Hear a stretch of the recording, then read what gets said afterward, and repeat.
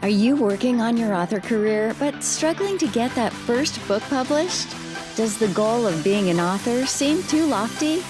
Or thoughts of having multiple books and making a full-time living are as fantastical as living in Cinderella's castle? Welcome to Discovered Wordsmiths, a podcast where aspiring authors can be heard. Join Stephen Schneider as he finds and talks to authors you may not know, but authors that have gotten their foot on the author career path. Hear what they've done to get there and where they want to go now. Settle back. It's time for a bit of inspiration and advice. Come listen to today's Discovered Wordsmith. Okay, so let's talk some author stuff. Move on to that. So you've written, you're on your third book, you're working on a fourth and other plans. So what are some things that you've learned that you're doing different now than you did at the beginning? Probably the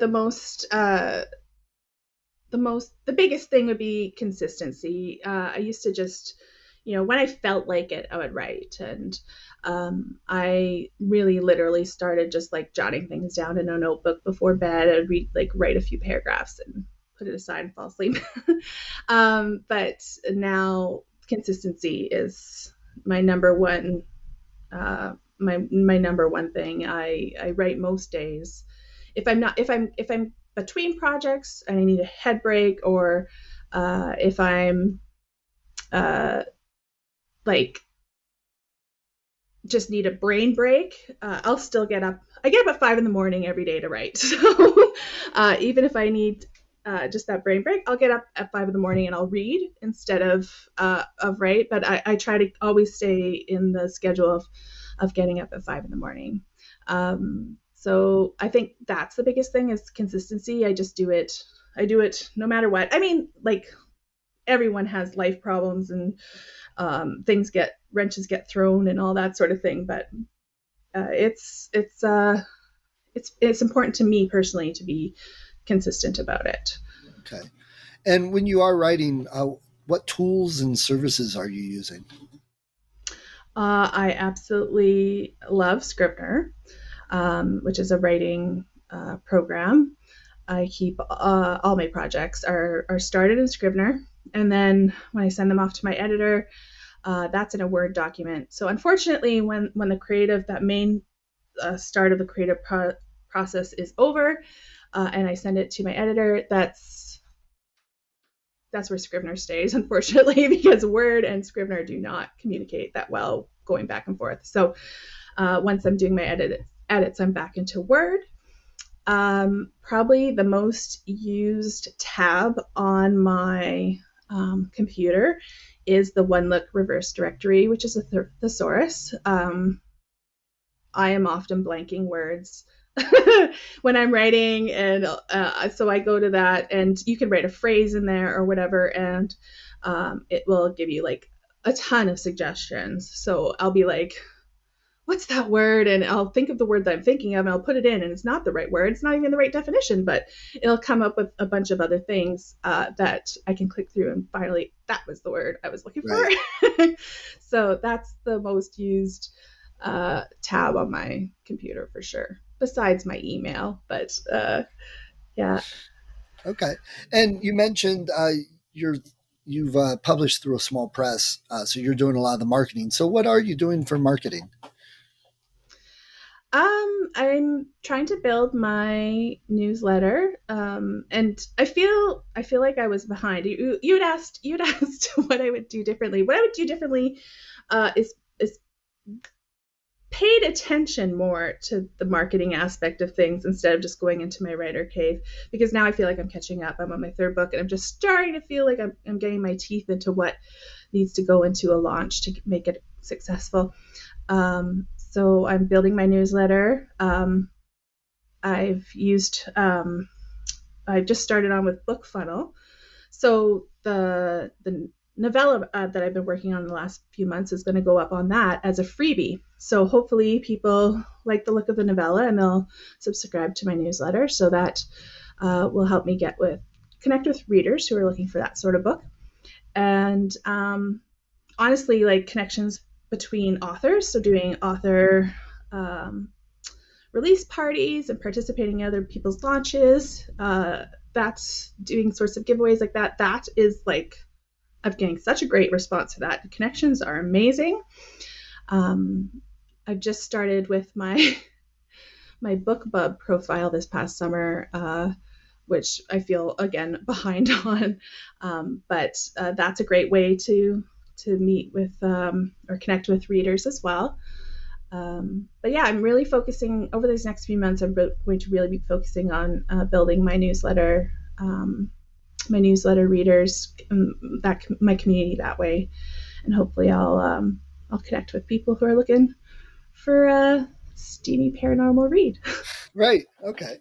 Um, I just went to a writers convention summit over the weekend, and we talked a lot about some things you said. Consistency.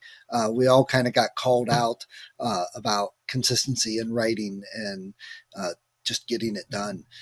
So that rung, and me, myself, and I've been working on marketing, and I think an important part of the marketing, especially as independent authors, is understanding your brand and who you are, but then also who you're targeting it to sell to. Because, I know, here's my classic example. I went to a writers conference where everybody in the audience was writers, and there were some speakers up there. The speakers all had tables, so you could go talk to them afterwards. That makes sense. When you hear a speaker, you want to go to their table, you want to get their stuff. But everybody there was a writer writing their own books. We wanted to learn. We wanted some craft. We wanted some publishing, whatever, advice, other books. I mean, come on, what writer doesn't buy 500 craft books and stick them on a shelf? And then you feel like you accomplished something, right? But what struck me as humorous was there were a couple writers that bought tables and set up to sell their fiction book. Nobody knew who they were. Nobody cared about a fiction book. I was at the conference to learn to write, not read other people's writing. So that's my point, that for some reason people think, oh, I'm a writer, I'll tell all the other writers and they'll want to get my book. And that's not your audience unless you're writing a writer craft book or something. So the marketing, right, sure. Yeah, the marketing definitely is different. I do middle grade, so I want to go into like a PTA meeting, whereas you sell paranormal romance. That's probably not the place for you to go and talk to people to sell your book. On the flip side, the ladies that get together on a Sunday morning for coffee at the local shop is not who I'd want to throw my book in front of, unless they're all mothers too. Whereas or grandmothers, yeah. Exactly. Whereas you might be someone they want to sit and chat with for a while. So the marketing, I think, is something that a lot of writers struggle with, and you have to really know your brand and your target with that. That's something I learned over the week even more. Yes, for sure. I'm lucky enough to be in a genre with voracious readers. So making that one connection to one group of readers, it can be really beneficial for sure. Yeah. Okay. So you wanted to talk a little bit on the topic of getting back into writing. If you stop, if you get derailed and thrown off. So you kind of did that. You said you used to write and you went to university and things happened and you're getting back into writing. So tell me your thoughts on that, why you want to get back in and then what people can do about it. Yeah, I think there's a lot that can happen in your life that derails your focus. And that can be in anything, in any passion, right?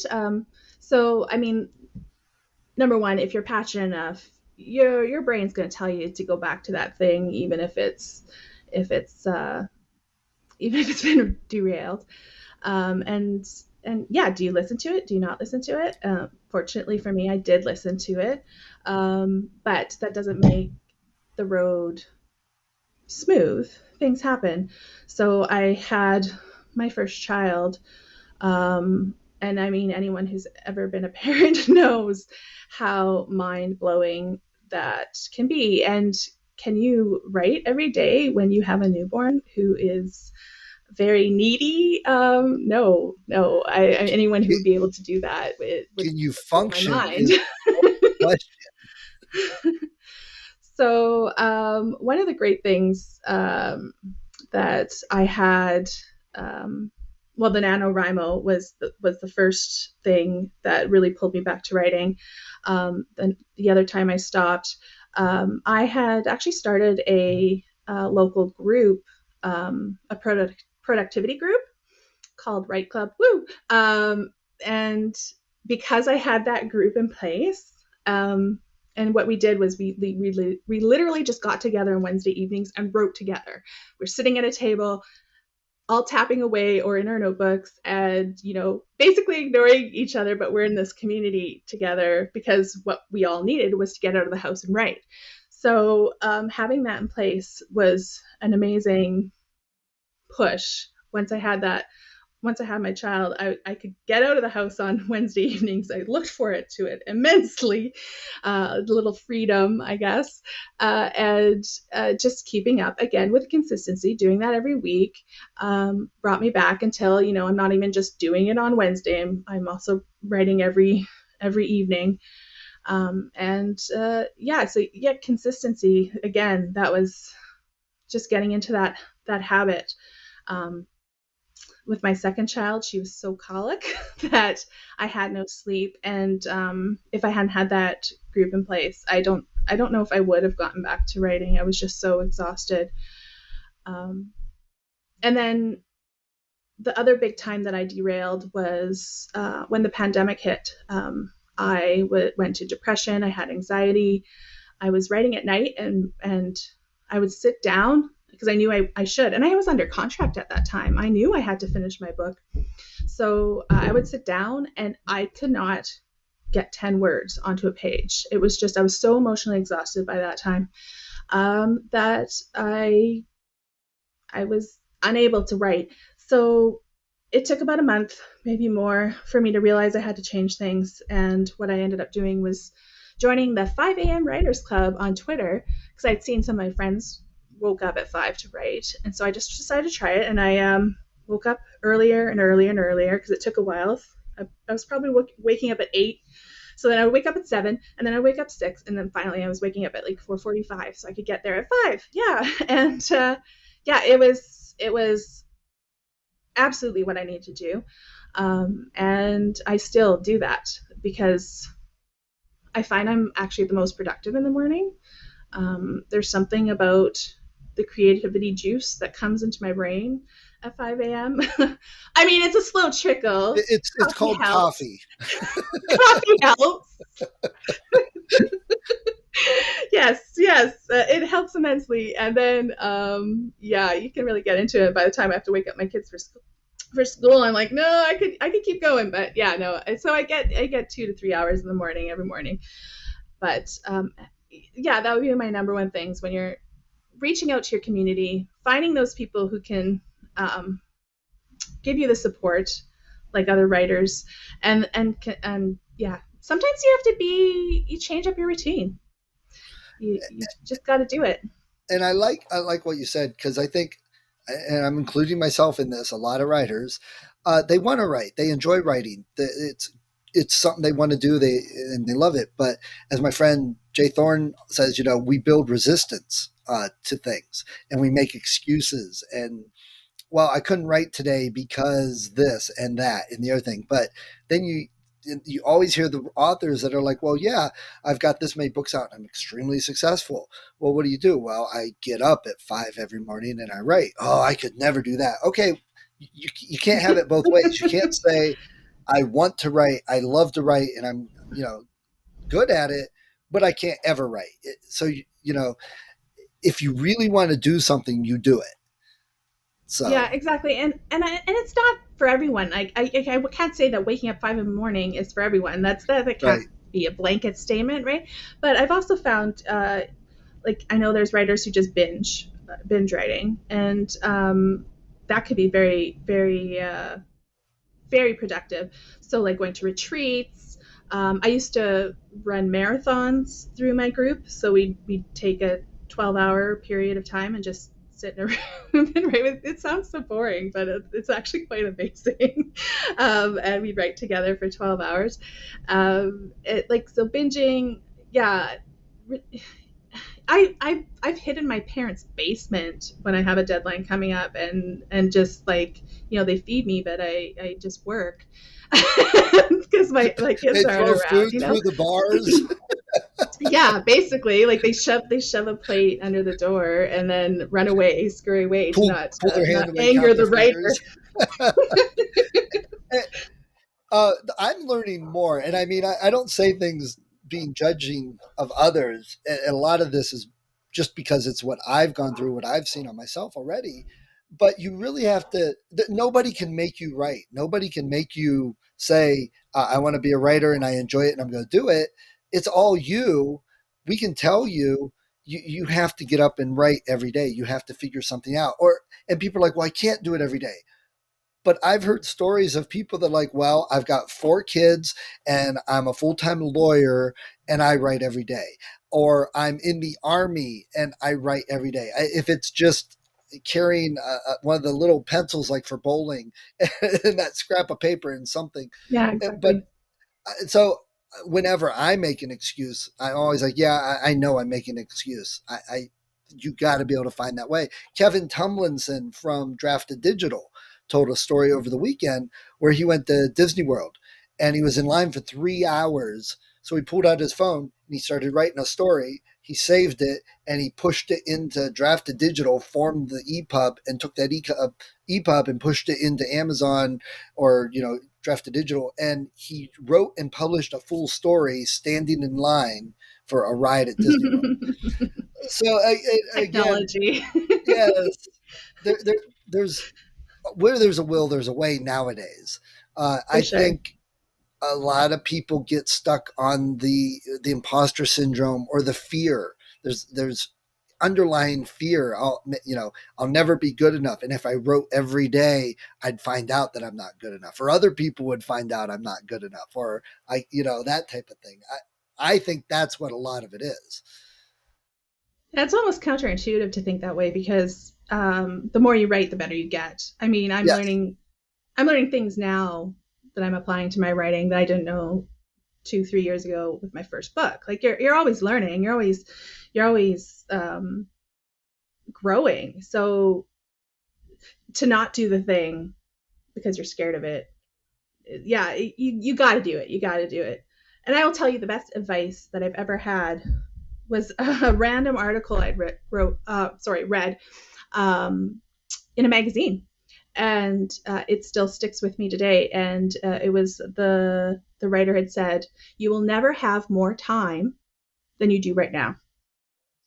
So if you are always thinking uh, tomorrow, next week, the next month, next year, I will have more time. I can focus on my writing. When I retire, I will focus on my writing. It's just not true.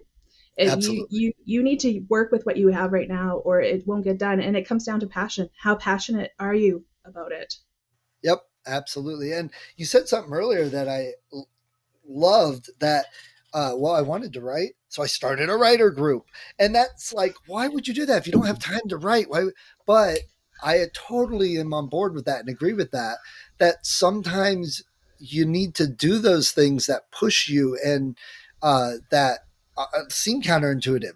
There's an old saying. If you want something done, find your friend who's busy because they're the ones that'll know how to get it done because they're busy. Mm. The ones that aren't Yeah. busy don't know how to get anything done. So, it'll never get done. So I love that about starting a writer group because then you're pushing yourself. Well, now I do have to write. This is my group and I'm responsible for it. So it's a way of tricking yourself almost. Yeah, for sure. And my group was exactly like that. There were nights when I was felt too tired or whatever was happening in my life, and but just just the fact that I was running it, I had to be there. Right. So you take your laptop and you sit down and perhaps the juices weren't flowing that day, but by the end of that 3 hour period, because it was a 3 hour thing, it come and go. It wasn't like Yeah, mandatory. Yeah, by the end of the 3 hour period, uh, there was something there on the page for sure. Every Yeah. time, no matter how it started out. Yeah, it would suck to start a group and get up and say, well, okay, well, I can't write this today and I haven't written anything all week. You lose that, so it's a good way of pushing yourself. I've said, and it's not my original saying, but someone pointed out to me, and I've embraced it since then, that I'm the type of person that just jumps off the cliff and figures out how to build my wings on the way down. And I look back through my life and I'm like, that's so very true of me. And the times I have done that, where I just jump and then go, oh, wait, I need wings. I better figure it out. By the bottom, I've soared, uh, not knowing how I'm going to do it. So sometimes, not every author, some authors might need to totally plan, but then they don't. So again, figure out how to do it, what works for you. And you have to, like Nike said, just do it. Get Yeah. her done. Yeah, no, and I love that visual because yeah, you're jumping off the cliff and you're figuring out where how to build your wings by the bottom. But you know what? The next time you jump off the cliff, you're prepared. So yeah, I love that visual. Well, I would love to say I'm prepared, but I just keep kind of jumping is what happens. So, If it's the same cliff though. well, I think they are different cliffs, Oh, definitely. okay. And for some reason, I need different wings every time. But that actually kind of seems to work for me because if I don't just jump and do it, part of this, this podcast, I started last year right after the pandemic. I've been tossing it around, and it's like, okay, well, I'm working full time. I have a family. Who has time to do a podcast on top of writing? But here I am. You're like episode 74 or 5 or something like that, and I've gotten thousands, hundreds of thousands of words written in the last year also. In a lot of ways, if I didn't do the podcast, I probably would slack off on the writing. It's not like I'm giving myself more time to write. I get more done when I have these other things I've got to do. So I've got to schedule and think and plan and get my writing in. So that works for me. Figure out what works is kind of the bottom line. Exactly. Yeah, exactly. It's fuel, right? Your Right. creative sides are fueling your other creative sides. So um, it's a yeah, it can be a symbiotic existence between those things, the podcasting and the writing for sure. Yeah, I can see that. Are any of your girls interested in writing? Do they write? Um, they they're a little bit like I mean I don't think they go too much out of their school setting. They do the really interesting stories within their school setting. They do, yeah, they love to read obviously because we've talked about that before. And they are creative. Like my one loves the art aspect of things. But do I see them being writers? I don't know. Maybe, I don't know. We'll have to see. Got it. All right. Before we go, it's been really great talking to you. I appreciate the conversation on getting back into writing. Do you have any last minute advice for new writers? Um, you just got to do it. I mean, just like basically the whole episode has been my advice to writers. Yeah, like don't quit. That's the other thing. If you quit, then for sure you'll never get your goals. You'll never Right. get there. So if it's what you want to do, if being a published author is your end goal, don't quit. There you go. Yeah, That's plain and simple. Just don't quit and consistency. yeah, All right. Well, JE, it's been wonderful talking to you this morning, bright and early. I appreciate it. And yeah. I heard some It's looking around, so it sounds like the girls are getting ready for school. I did hear some footsteps. It's not ghosts, right?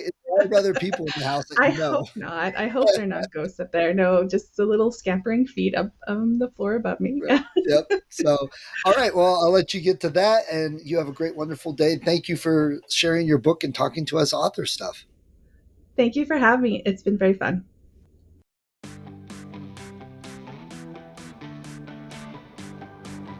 Thank you for listening to Discovered Wordsmiths. Come back next week and listen to another author discuss the road they've traveled, and maybe, sometime in the near future, it might be you.